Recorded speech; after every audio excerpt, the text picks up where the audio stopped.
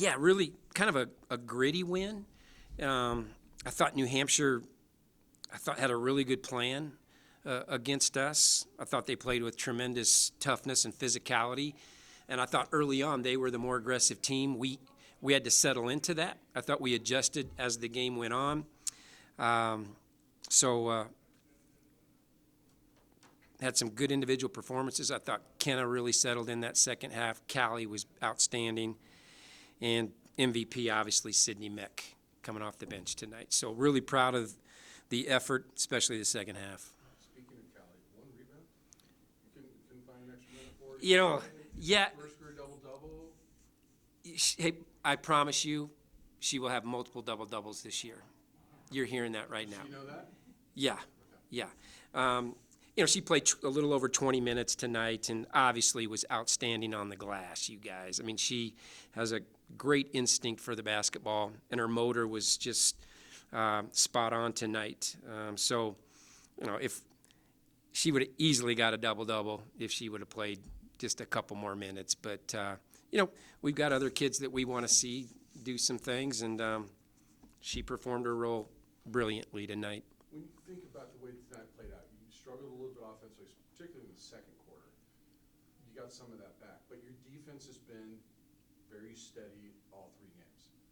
Is that a really proud moment for you? Is that something that you're really happy to see considering some of the sticking points? Yeah, and tonight we kind of had to make some adjustments. Obviously defensively, we've said all along here this early season is where we've got to make our improvements, and we've yet to give up 50 points. And so, but the compete and the focus is there. They're pretty together on a lot of possessions. I thought Hannah Ronsick and Marty tonight were outstanding in what we asked them to do.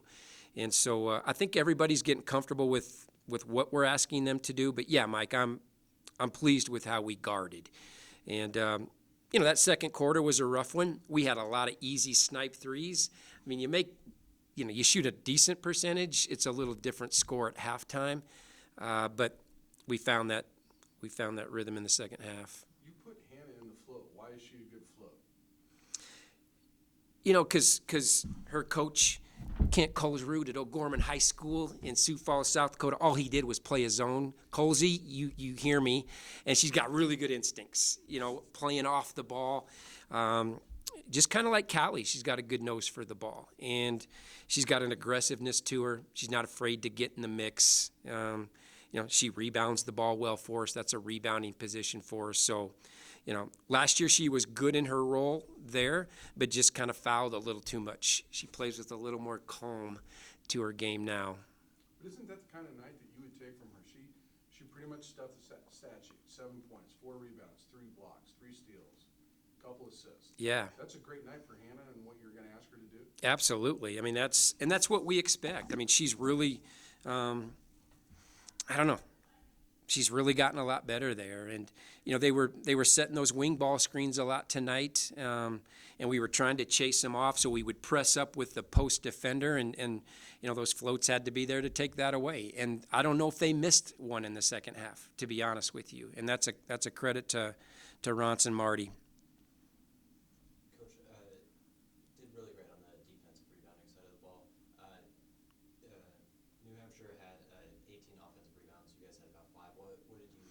Well, see on that side? yeah, we probably put more emphasis on the get back, but yeah, their number is rather high. But they sent a lot of people to the glass, right? But you could also look at how many fast break points that we got. So when we did secure the rebound, and then you should also look how many points did they score on those offensive rebounds. So I think that would probably tell the story via just the offensive rebounds. And I liked how we got out and ran when we did secure the rebound, but they're a physical team. And the first quarter, I think they might have had 7 boards in that first quarter, and they were going through us. And that's the adjustment we had to make, that we had to kind of, sometimes you have to draw a line in the sand. And I thought as the game went on, we were better there. You've got some key scorers that haven't scored the way that you would expect yet, but you saw some signs from Sydney tonight. Hannah looked better. Marta did. You just get that feeling it's going to come. You're not too worried about that? Yeah, I'm not overly worried about it.